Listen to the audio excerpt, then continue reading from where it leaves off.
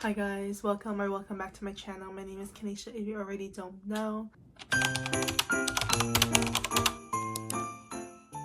And today it is Bookmas day 5 and we are going to be talking about my most anticipated reads for 2025. I have a whole list on my Notions, so I have my iPad with me and we're going to go down the list and we're going to be talking about some of these books.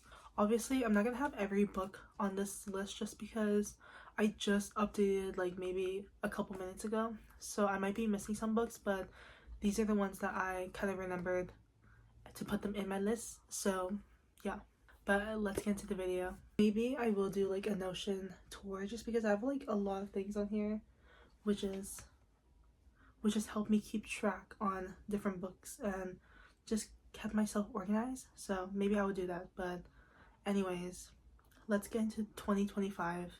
I kind of made one already, and yeah. The first book I'm most excited about that's going to be released in 2025, it is Deep End by Ali Hazelwood. If you know, you know I love Ali Hazelwood. I love her so much.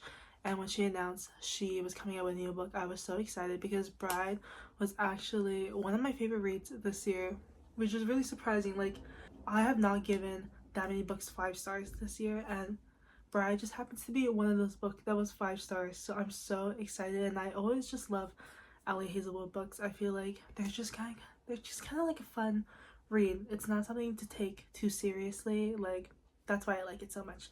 She has this new book called Deep End. I think it's about swimming or something like that. I don't know. The cover is gonna be right here. I'm just so excited. I don't really know much about this, obviously, just because obviously it hasn't really released, but I just know it has something to do with swimming. So that's all I know. But I'm so excited either way. It's gonna be here soon. So I'm so excited. Next, we have a book that's part of a series. I love the series so much. It is called the Ruinous Trilogy by Brianne Weaver, and it's Sky and Sparrow. I think that's how you say it. And it's the third book in the series, and I'm so excited to read this. I didn't really like Leather and Lark, but I love Butcher and Blackbird, the first book in the series. So definitely check that one out because I think that was amazing and I can't wait to read this one. Like, oh my god, I have been waiting and I can't wait to read it. I think it's gonna be based around like a circus or something like that, from what I've seen. What the author has been posting on social media, it's very like circus vibes, so I'm excited to read that. I think it's obviously going to be like kind of like a dark romance. There's going to be like very intense trigger warnings, so definitely read the trigger warnings before you read any of these books in the series because some of them are questionable. So yeah. Next we have is the third book in the Rose Hill series by Elsie Silver. It is Wild Side. I'm so excited. First of all, I love Elsie Silver. I am a Chestnut Springs fangirl. I don't know what I was gonna say, but I just love Elsie Silver so much. I was lucky enough to meet her last year, and yeah, I just love her so much. And when she released the Rose Hill series, I have loved it. I haven't read Wild Eyes yet. I'm gonna try to read it soon for a video, but I read Wild Love and I really love Wild Love, so I literally can't wait. Like, Elsie Silver just knows how to write such good romance books, and I love it. This whole series is kind of like single dad billionaires. I don't know if they're all billionaires, but I know they're all single dad. So yeah, and it's gonna be like a marriage of convenience. Like, she is marrying this man to help someone else. So it's gonna be really exciting. I love marriage of convenience. I feel like it's done really well sometimes, and I think Elsie Silver just is able to make me love every trope that like I've hated. Like, I really hate the accidental pregnancy trope, and Reckless just made me absolutely love the accidental pregnancy trope. So I have hope in Elsie Silver that she's gonna write an amazing marriage and convenience book. Next is a book that I just recently read, the first book of the series. It is Legendborn, obviously, and the third book is called Oathbound, and this is part of the Legendborn cycle by Tracy Dion. I absolutely love the first one. I read it in my last video, and I made a whole reading vlog about it, so if you want to go see my thoughts and everything, you can go check that video out. But I'm so excited. I'm currently reading the second book, so I'm ready when the third book comes out, because I'm glad that I don't need to wait that long for the third book to come out, because if I had to wait for like a super long time, I would lose my mind. But I'm so glad it's coming out soon, and I can just read it instantly when it comes, like at the bookstore. And I'm just gonna go to the bookstore, buy it, read it, and love it. So yeah, I'm so excited. Next is probably like a lot of people's anticipated reads, and it is the new Susan Collins Hunger Games book, which is called Sunrise on the Reaping, and I am so excited for the movie and for the book, like for both. When they announced that she was having a new book, I was like, had me gagged. I love the Hunger Games series. I feel like I read it before, maybe when I was younger, but I don't really remember. But I have watched those movies. I watched all the movies in theaters, like literally all of them. So I'm so excited, and I think this is about Haymitch, which I'm most excited about because I really, really want to know more about him and his backstory. So I can't wait, and I can't wait to see who they cast for Haymitch, because it's gonna be really interesting. Next we have is the fifth book in the King of Sins series by Anna Huang, King of Envy. I feel like I'm most excited about this because we kind of meet this character, I think, in the last book, so I'm excited to know more about him. I don't remember his name.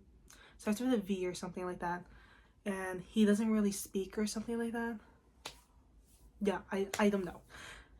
To be honest, I will just read any Anna Huang book. I don't even need to like read the synopsis. I will read any of her books because I just love her writing. And King of Sins is one of my favorite series. I know a lot of people don't like it, but I don't know, for me, I just love Anna's writing, so I will always be excited for any new books that she releases. Next is an Abby Jimenez book, Say You'll Remember Me.